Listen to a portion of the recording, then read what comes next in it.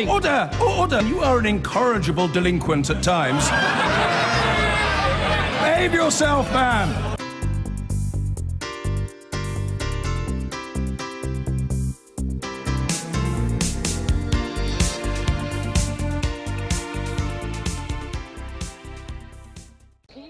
Well, let's return now to our top story. Back to Berlin. Matt.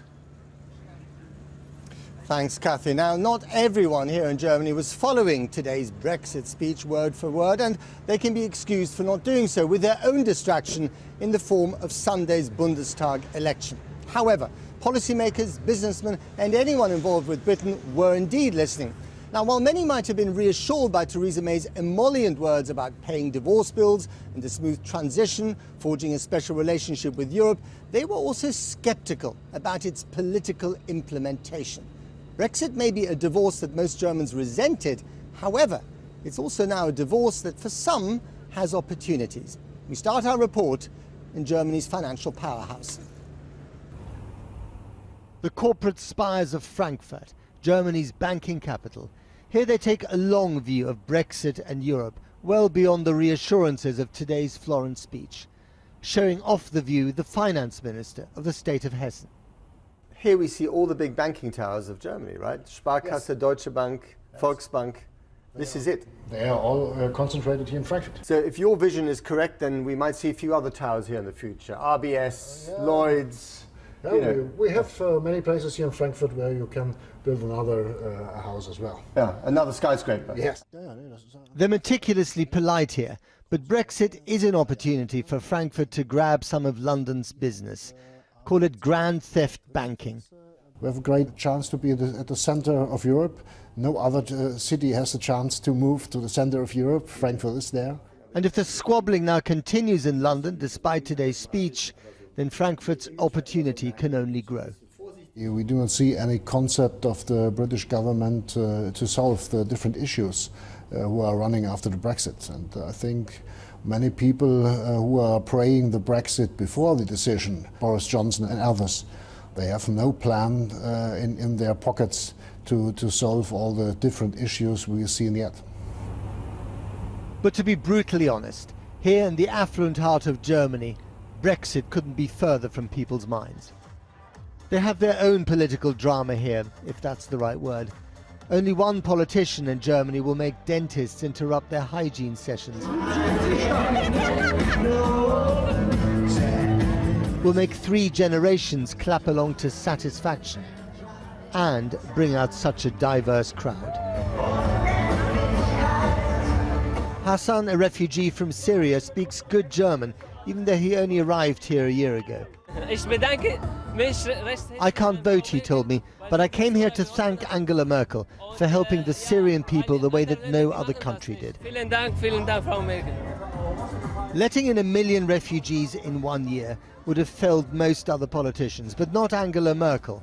Trained in East Germany as a quantum physicist, she is unflappable and inscrutable. Chancellor Merkel, hello! Hello, Chancellor Merkel. What advice would you give Theresa May? Diplomatic, or perhaps she just didn't hear. The woman with almost as many bodyguards as the American president has become Germany's bodyguard, the bouncer who keeps the world's troubles outside the door. And one piece of advice she might give is on how to treat men who think they tower over her. Be cunning but ruthless. Just ask all her former rivals. Now there's a woman who really does embody the words strong and stable. Everywhere else in the world, voters yearn for change, but here in Germany, they're desperate for continuity in the form of Angela Merkel, who has made boring and normal great again. Now, when she gets elected on Sunday, re-elected I should say, the question is, what will she do with that renewed power?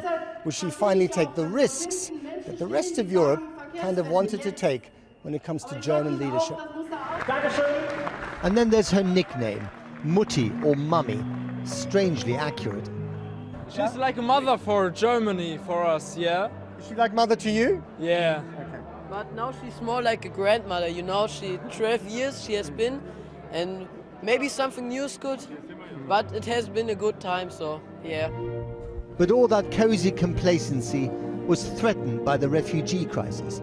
It is one of the great mysteries of the day that Merkel survived it. Clemens Reif is an entrepreneur. She had no choice. At the moment when that happened and thousands and hundreds of thousands of people came across the border, what should she have done? With a rifle? They beg to differ. The AfD, or Alternative for Germany party, fiercely anti-immigration, anti-Islam, anti-Merkel. We are becoming like the Near East now. You see all the terror. Middle East? Yeah, like the Middle East. All You're the not terror. becoming like the Middle East. It's a bit more like Middle East than 30 years ago, really, yeah. And by the way, the party is also pro-Brexit. And if the polls are right, the AfD could become the third biggest in the German parliament. Merkel's victory is as certain as a balloon rising. But we know what else can happen to balloons, eventually. And I'm joined now by Ulrike Franke from the European Council on Foreign Relations. Welcome to the program, Ulrike. What did you make of the speech, and what do the people in that building behind us make of the speech? Well, I think I'm one of the few people in Berlin that actually watched the speech. Overall, there hasn't been much interest. I would say that we heard a lot of nice words about the European Union, which is always nice. We didn't hear a lot of content, and I think the people in the building behind me would have liked to hear more content, to hear more about finances, to hear more specific ideas on how this is going to go. But a 2-year transition period, that's what Theresa May now wants. Will that be welcomed here in the capital, Berlin? Well, that's difficult to say. I think what they liked was Theresa May saying we're going to honor the commitments. However, she didn't really put a number on this. So honoring the commitment can mean many things. But I think here is going to be understood as honoring the financial commitments. And if that's indeed true, that would be an important step. Let's talk about Angela Merkel. Now, we all, I think, know the result of this election. She will be re-elected, but we don't know the outcome in terms of coalition and just how stable the kind of government system is here. What can you say about that? Well, stable it certainly is. Angela Merkel very much stands for stability, and the German government system is very stable. In terms of the outcome, well, yeah, it's not certain yet. She will certainly win, and the CDU will come out first. But she may change coalition, so we may see another government. Although, to be honest, with the polls as they are right now, it looks increasingly unlikely. So we may see a continuation of the Grand Coalition. Because that's what I meant by stability. I mean, the AfD, the Alternative for Germany party, could be the third party in parliament. They are very different to the CDU, Angela Merkel's party. That would seriously upset the apple cart, wouldn't it? Yes, it would. And it's quite shocking when you think about it. I mean, this is the first time in the history of the modern federal German Republic, so since 1949, that we have a party on the right side of the CDU enter parliament. And they're not only going to anti-Islam, anti-Merkel, anti-immigrant, stridently so. Indeed, especially anti-Merkel. I mean, it's called the Alternative für Deutschland, alternative to Germany, but honestly, it's mainly an alternative to Merkel. And they may get 10%, they may even get 15%. So this is quite shocking. And yes, I think it's mainly going to influence the political discourse. What about complacency? There seems to be an awful lot of it in this country. Is that a problem? I don't know. I mean, Germans like stability, and I think that's why they're going to vote for Angela Merkel. And also, I mean, there's a reason why people are content. Things are going relatively well. The numbers are good. But will she become a leader for Europe? She hates that term. She hates being called the de facto leader of the free world after Donald Trump. She hates that term. I think what she wants is a strong French-German relationship. And I think there's a very good chance that we're going to get this with Emmanuel Macron and Angela Merkel. And that can work out very well. Ulrike Franke, thank you very much indeed for joining us here outside the Reichstag on the banks of the River Spree in Berlin. We'll of course be here for the entire weekend for the election, the result on Sunday night, and then a special election programme from here in Germany on Monday. Well, if it wasn't for all the other news we've been talking about, my guess is this whole programme would have been about Sunday's election in Germany. They don't come along very often, and even though Angela Merkel always wins them, they're still very important for the direction of Europe. Our diplomatic editor, Mark Urban, is in Berlin for us. Mark. Evan, look, it's a measure of the importance and power of Germany in Europe these days that everyone will be looking to this election on Sunday. Now, that might be Brexiteers who hope that Angela Merkel, reinvigorated, can give a push to the negotiations. It might be Remainers who hope the precise opposite, that she might find a way to keep Britain in the EU. It could be President Macron of France hoping to restart that Franco-German motor in European politics. But you get the message. They're all looking to what will happen in this election. Now, of course, the polls, dangerous as they are these days, suggest she will be re-elected for a fourth term. But, you know, we only have to go back to 2016 where people were confidently predicting her demise because of the arrival of more than 1 million refugees in Germany in less than a year. Well, she survived that crisis, but it has to a considerable extent defined this campaign.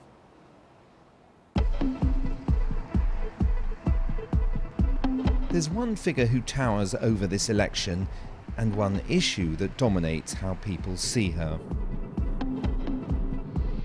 On Wednesday, she went to Hamburg, one of Germany's trading powerhouses, for an election rally at the city's historic fish market. And even among her supporters, we found that issue, the refugee crisis, looms large. No one has ever done something like that before, so of course you make some mistakes. I understand why people are concerned, but yeah, I think you just have to make the most of it. Inside there was a band to rouse the faithful, and why not? Angela Merkel is heading for a 4th term and has weathered one crisis after another. No other German leader comes close right now. But that doesn't mean this is easy, and as last-minute polls show a drop in support for her CDU, the Chancellor tells them that 1 in 3 voters is still undecided. Nothing must be taken for granted. Outside, it's a very different vibe. Merkel's opponents have turned up at many of her rallies, here telling her to get lost and calling her a liar. The key issue was her decision to allow unrestricted immigration during the refugee crisis. Es kommt hier in Deutschland ständig zu Übergriffen. Viele Frauen werden vergewaltigt. Die Kriminalitätsrate ist immens gestiegen. Ohne den Souverän, nämlich das Volk, uns zu fragen, hat sie die Grenzen geöffnet und 2 Millionen Menschen einfach unkontrolliert reingelassen. They tell us we can't close our border. It's a big risk. Germany until now is lucky that nothing happened in Germany, small things like Berlin or this one here in Hamburg, but like London or Stockholm or Paris like this, it's only a question of time. Where will this anger coalesce politically? With Merkel occupying the centre, it's opened a space on the right for AfD, Alternative for Germany. This vacuum has to be filled because people feel that there needs to be a party which is conservative, which is also thinking about Germany, which is also thinking about Germany first, for instance. And people have the feeling that something is going dramatically wrong. The AfD has taken votes from Merkel, but at their headquarters in Berlin, her people are still preparing a victory party. A year ago, many were predicting that the migration crisis would destroy Angela Merkel. But in fact, opposition to her on that issue has gravitated towards the extremes, leaving her to dominate the centre ground, where the absence of an effective mainstream challenger means, once again, people are expecting her to win. But she'll still need a coalition, and even possible coalition partners, the Liberals, are using the refugee question against Merkel, saying they could repatriate many. Und dann ist es so, dass in ihrem Heimatland die Kriege vorbei sind und sie zum Beispiel immer noch keine Arbeit haben, aber der Schutzgrund in der Heimat verfallen ist. Dann sagen wir, ja, dann muss man eben auch die 4. Tür, so nennen wir sie, nutzen, um dann auch wieder in sein Heimatland zurückzugehen. Tonight, the centre-left SPD held a rally in central Berlin.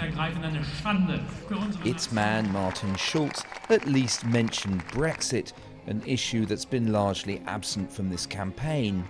But as a former president of the European Parliament, he seems less someone to harness German public unease, more a member of the European elite. The SPD have never really managed to move the debate away from the migration crisis. And anyway, as part of a grand coalition with the Chancellor, they were party to some of that also. And their candidate has been lacklustre also. When the vote comes in on Sunday, everyone expects Angela Merkel to remain in the driving seat.